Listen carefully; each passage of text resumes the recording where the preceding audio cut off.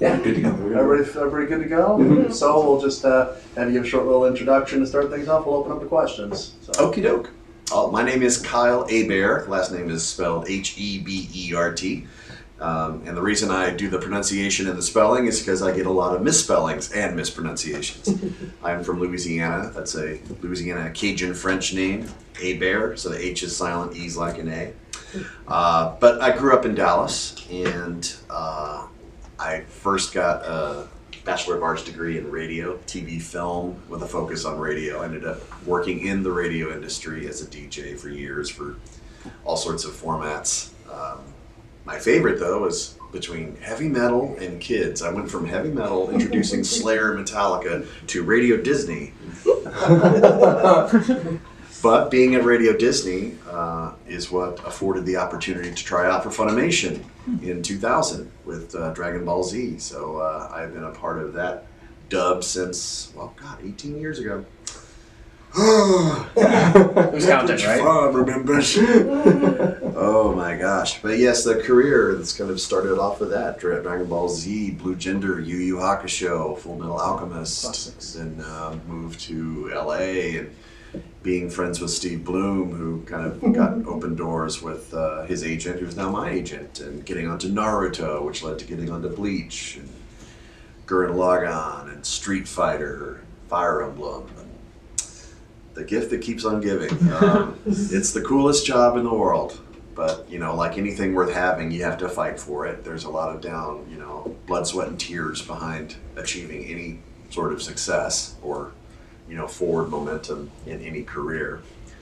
And I was blessed with very supportive parents. They didn't understand the self-employed ethic of wanting to do something where you do 98% auditions and you don't get paid for auditions. Or, you could say you spend your time auditioning and then waiting for the call. But, you're used to getting told no.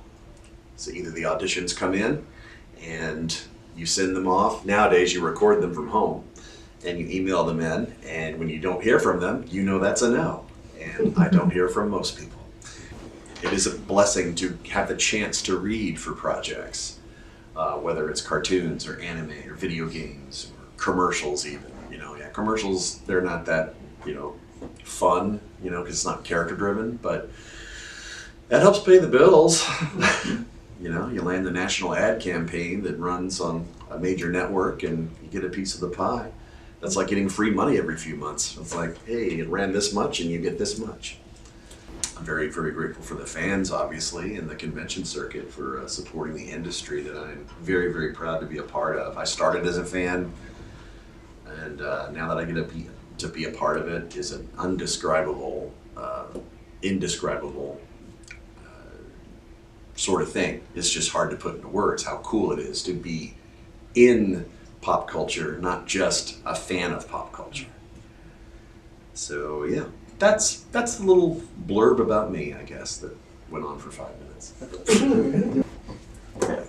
Speaking of passion before, I'd like to keep that ball rolling. Yeah. You've been recently taken off the market, I hear. Married, yes. Very happily. How is married life treating you? It's going great. I used to be really cynical about relationships, that jaded thing like, I'm never going to find love, and it's just all about you people using each other and manipulating and hurting. It's horrible, horrible outlook. But with my wife, Christina, she has helped literally turn my life around. She has enlightened me to having an open mind about things like, therapy, counseling, dealing with mental illness, dealing with your past, dealing with who you are and what made you and what you can do in a constructive way. Because, until you're 18, yeah, you can sit there and blame, my parents did this, that. But once you're 18, it's on you to take your horrible upbringing or your dysfunctional family, and now you can learn from that. And I used to think, I can't afford a therapist and I can't afford antidepressants and all that. And luckily, I make enough that I qualify for insurance, and then we're all forced to get insurance anyway. That's another can of worms. but having now worked with several different counselors and seen different approaches and everything, that's helped me learn that a good counselor just learns to ask the right questions, and they listen to you, and you're actually the one doing the healing. You're the one actually fixing yourself. So she opened my eyes up to that. And she supports me. She goes to the cons with me. I was going to say, she's a creator as well, right? Yeah, self-published author. She goes by the pen name, and I love this, Writer Wrong. Writer Wrong. Please tell her she has the best pen name I've ever heard. I will let her know that, yes. Yeah, it's... And we knew each other since high school. Been friends all along. We reunited on MySpace. Remember that? Other people, and they're, reunited with high school fans, or friends rather.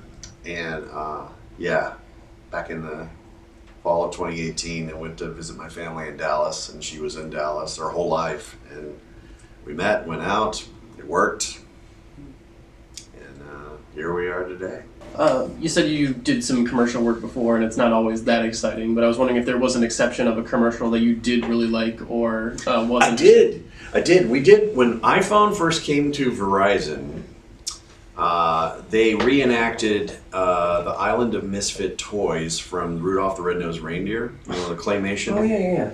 And they redid that, and they had to revoice, they had actors come in and revoice the characters, like the choo-choo train and the lion and all that. No one wants a Charlie in the box. Yeah.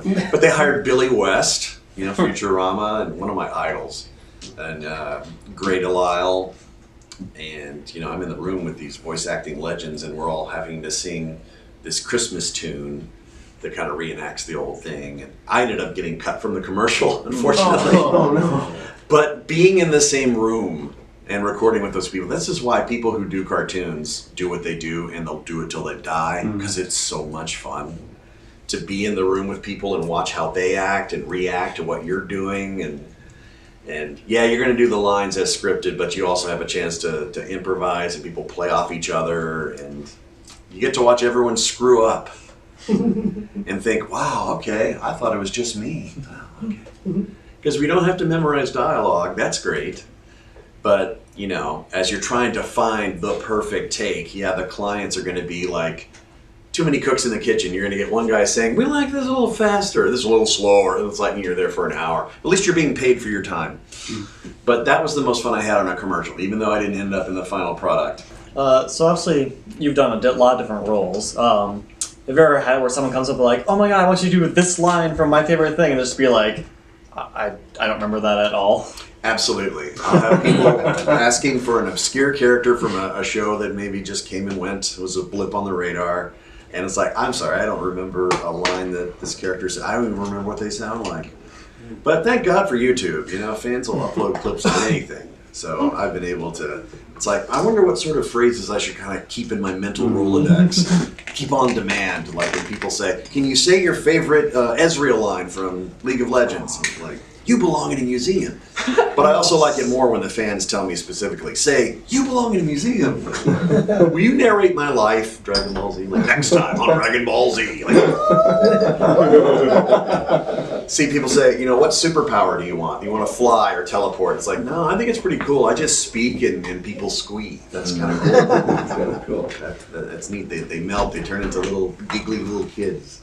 It's like, that's an unanticipated perk to the job. I go in and record, 10, 15, almost 20 years later, these kids grow up, and it's like, you were my childhood. I'd go home and I'd hear your voice start and end every episode, or Gohan was a big inspiration, or Kamina from Gurren Lagann was a big inspiration to me. And can you do this quote, or do this pose, or, something like that. And then you see it bleed over in pop culture. I think I saw like a making of footage from Thor with Loki and Thor doing Ginyu Force poses. Or I like to say Saiyaman poses, but Saiyaman basically rips off Ginyu Force. Thanks for watching. If you liked the video, make sure to hit those like and subscribe buttons. And if you're interested in checking out some of our other content, why not check out the UTO podcast on iTunes or at our webpage, unapologeticgeekout.com. And again, thanks for watching.